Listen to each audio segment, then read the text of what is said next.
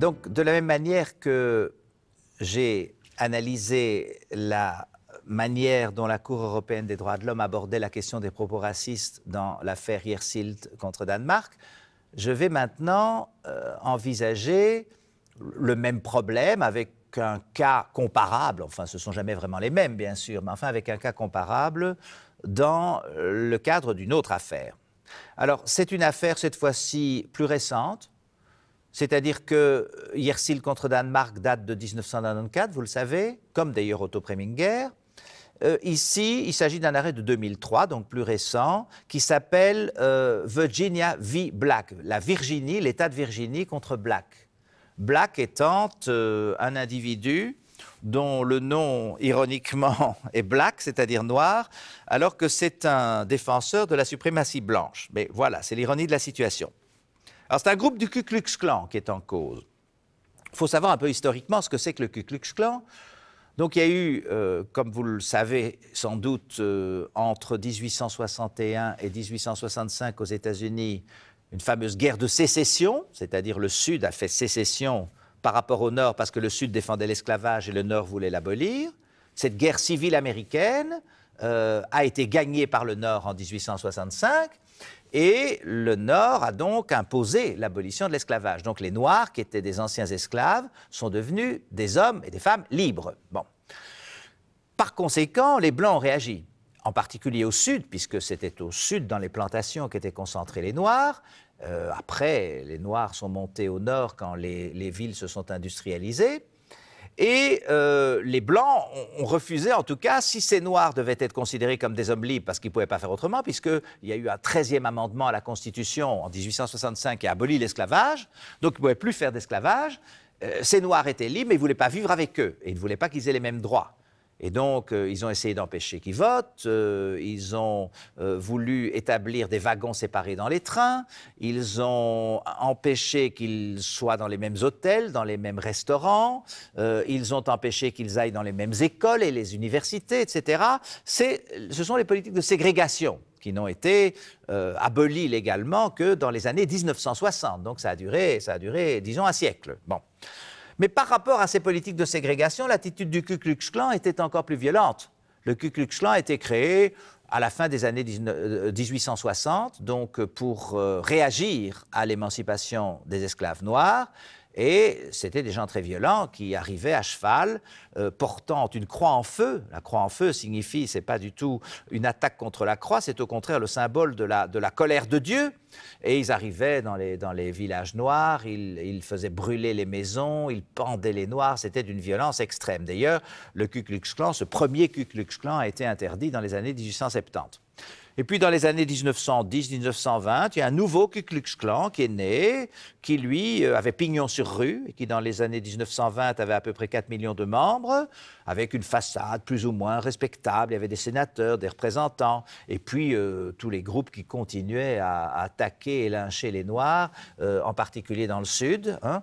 Et ils ont décliné, périclité dans les années 1930 et à la fin de la Deuxième Guerre mondiale, donc vers 1945, il n'y avait plus d'unité centrale, mais il y a eu des petits groupes qui se réclamaient du Ku Klux Klan, et c'est un peu la situation contemporaine, et c'est la situation, en tout cas en 2003, que vous voyez avec l'affaire Virginia v. Black. Donc M. Black est le leader d'un de ces petits groupes du Ku Klux Klan qui loue une prairie en Virginie, et qui installe une estrade.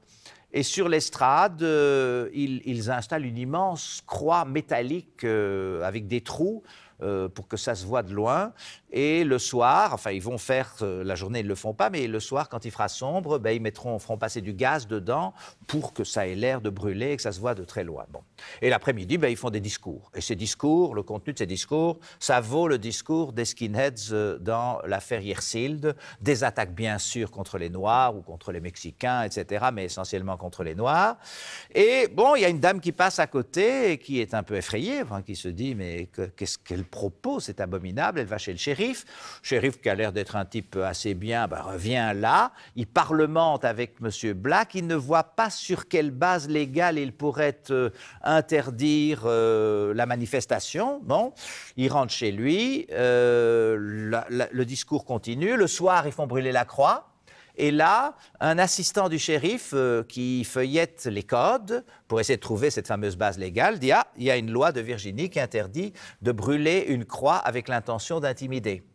Et c'est effectivement une loi qui date des années 1960, quand il y avait une lutte très très forte contre la déségrégation, donc pour la ségrégation, et que le Ku Klux Klan très violemment utilisait le symbole de la croix qui brûle pour aller violenter, massacrer, tuer, pendre les gens. Bon.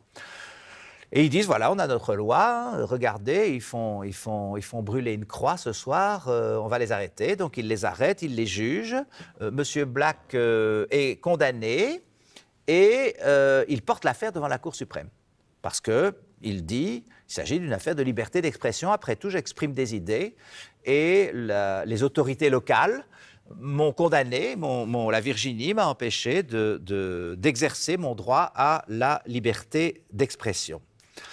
Alors, ce qui se passe, c'est que la Cour suprême donne raison à ce monsieur Black.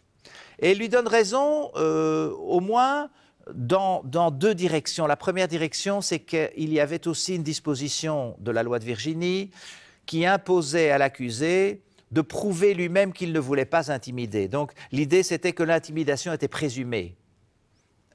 C'est une exception aux principes généraux du droit pénal qui sont « c'est à l'accusation à prouver la culpabilité et ce n'est pas à l'accusé de prouver son innocence ». Si l'accusation n'arrive pas à le prouver, ben, tant pis, l'accusé sera acquitté. Maintenant, dans certaines circonstances comme ici, on se disait que c'est tellement évident que cette croix qui brûle est un instrument d'intimidation que bon, ça peut ne pas l'être, mais c'est à l'accusé de le prouver, ce qui est beaucoup plus difficile pour lui, bien sûr. Monsieur Black n'y est pas arrivé, il a été condamné. Mais la Cour dit que ça ne va pas, parce qu'il ne s'agit pas véritablement d'une intimidation. C'est un discours politique, aussi horrible soit le contenu, qui est tenu à des gens qui voulaient bien l'entendre, et ils ont fait brûler la croix, c'est un symbole politique. On peut évidemment objecter que cette croix, elle est visible de loin et qu'il y a des tas de gens qui n'ont pas envie de la voir et qui vont la voir. Donc ça, on pourrait l'objecter, mais manifestement, ce n'est pas l'avis de la majorité de la Cour qui donne raison à M. Black en disant que c'est un discours politique. Et en faisant cela, la Cour distingue cette utilisation de la croix qui brûle, donc dans le cadre de cet après-midi et de cette réunion du Ku Klux Klan, elle distingue cette situation de la situation dans laquelle, et ça s'est souvent passé, quand la ségrégation officielle a été abolie, il y a des Noirs qui sont venus habiter dans les quartiers des Blancs. Il y avait une classe moyenne noire qui voulait s'intégrer, puisque la ségrégation était interdite et les gens réagissaient. Et donc, il arrivait qu'on trouve le matin dans le jardin de la maison d'une famille noire qui venait de s'installer, que l'on trouve une croix en feu qui se consumait. Et ça, évidemment, c'était terrifiant pour ces familles et c'était vraiment pour les intimider. Là, ce n'est pas protégé. Ce n'est pas protégé quand vous l'utilisez comme un instrument direct d'intimidation de personnes particulières. Mais dit la Cour, dans le cadre de l'affaire Virginia v. Black, ce n'est pas du tout ça. Ils ont loué la prairie, ils ont monté leur croix, ils ont tenu un discours qui est effectivement un discours qui est vraiment horrible par rapport aux standards humanistes, etc. Mais bon, c'est encore toujours un discours politique et celui-là doit être protégé. Il y a eu une affaire semblable dans les années 1970, donc une trentaine d'années auparavant, dans un petit village qui était le village, qui est toujours le village de Skokie, qui est un petit village près de Chicago, où des nazis voulaient manifester. Il y a un parti national-socialiste d'Amérique qui se réclame du nazisme.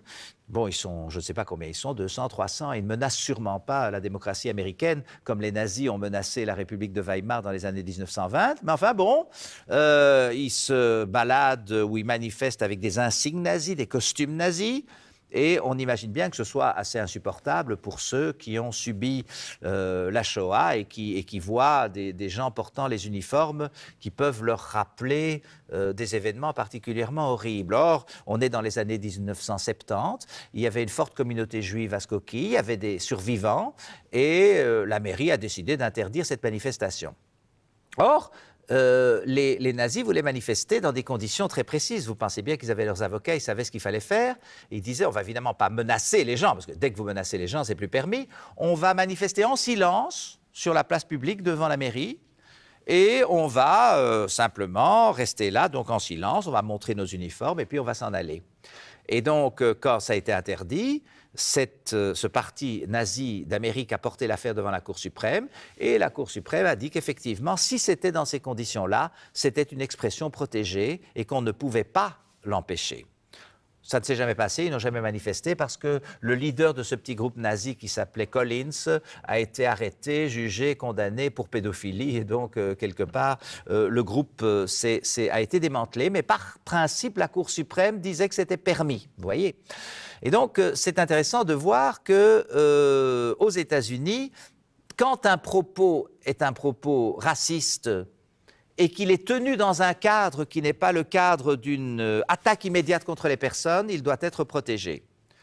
Ce n'est pas le cas en Europe. Vous avez vu que dans l'affaire Yersild, ces skinheads, dont la Cour a dit qu'elle ne considérait même pas leur action comme recevable, enfin ils ne sont jamais venus dans tel, mais enfin elle a dit si jamais ils étaient venus, ce serait pas recevable, ils ont fait une interview dans un contexte qui au fond était encore plus privé que le contexte de l'affaire Virginia v. Black, où là, il y avait quand même une croix qui brûlait, qui était visible très loin.